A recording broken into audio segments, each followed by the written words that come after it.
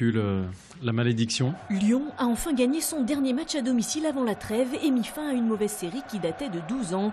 En s'imposant 3-0 samedi soir face à Nice, l'équipe de Claude Puel invaincue depuis 8 rencontres. Le PSG est bien champion d'automne, mais l'OL termine l'année 2012 à égalité de points avec le leader et aurait volontiers signé en début de saison pour ce bilan à mi-parcours.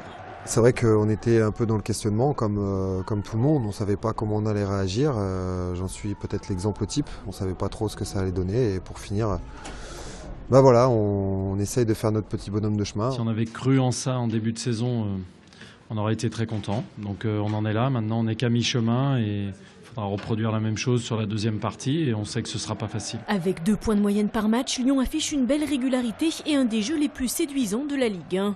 Les Lyonnais, qui n'ont concédé que 3 défaites en 19 matchs, possèdent aussi le meilleur bilan du championnat à domicile avec 25 points sur 30 possibles.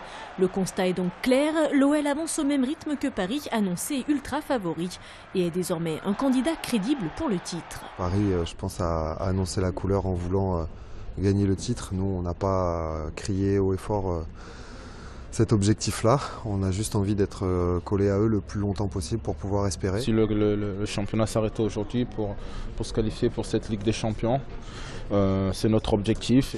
On sait que c'est les prétendants au titre et maintenant on va lutter jusqu'au bout. En tout cas, 2013 annonce une deuxième partie de saison pleine de promesses. L'OL débutera l'année avec la Coupe de France. Tenant du titre, les Lyonnais se déplaceront à Épinal le 6 janvier prochain.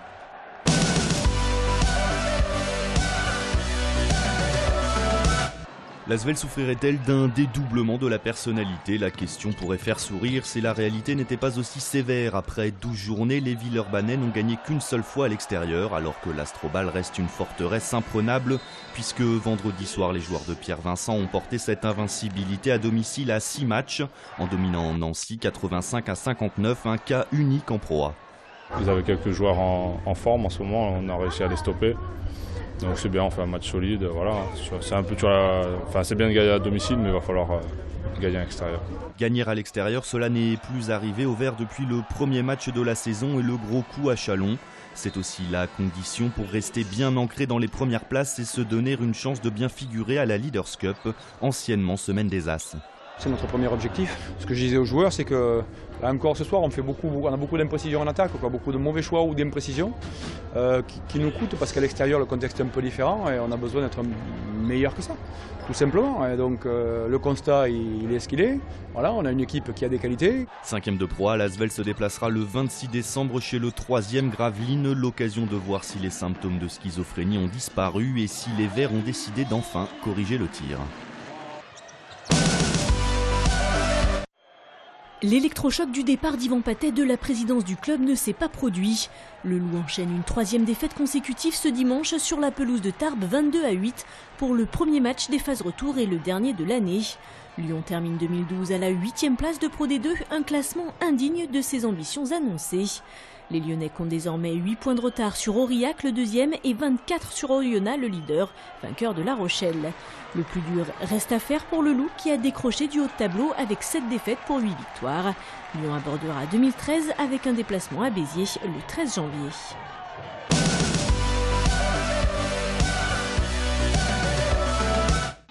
2012 restera définitivement une belle année pour le Lyon Hockey Club. Après avoir accédé aux playoffs la saison dernière, les Gaunes gardent pour Noël leur place de leader après une belle victoire contre Nice 3-2, d'autant plus que les Aigles étaient la bête noire du club.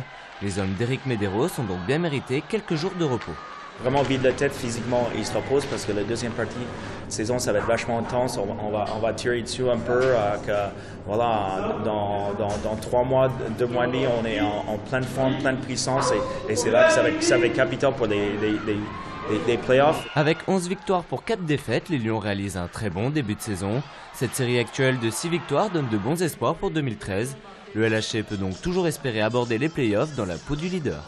On va essayer de garder le même rythme, donc on va essayer de gagner le plus de matchs possible. Il va falloir être concentré à tous les matchs, que ce soit les premiers, les derniers, tout le monde va vouloir nous battre, donc il va falloir être fort. Les Lyonnais sont prévenus, ils devront désormais assumer le statut de favori de la Division 1.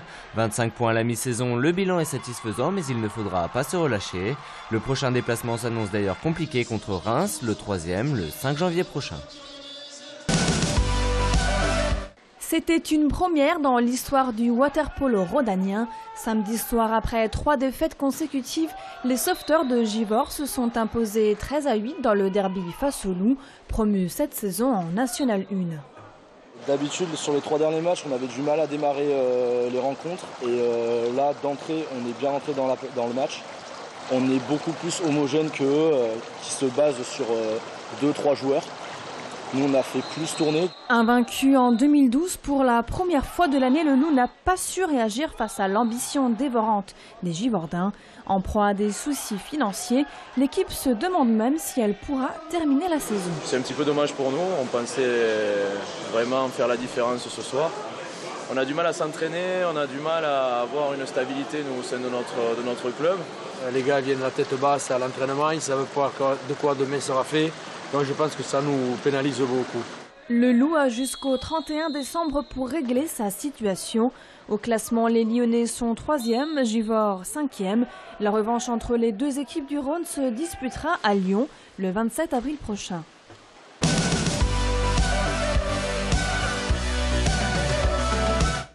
Cette semaine, le club près de chez vous part à la découverte du Krav Maga. Développé par les unités d'élite israéliennes, cette discipline signifie en hébreu combat rapproché. Le Krav Maga, art martial à la mode, compte 12 000 membres en France.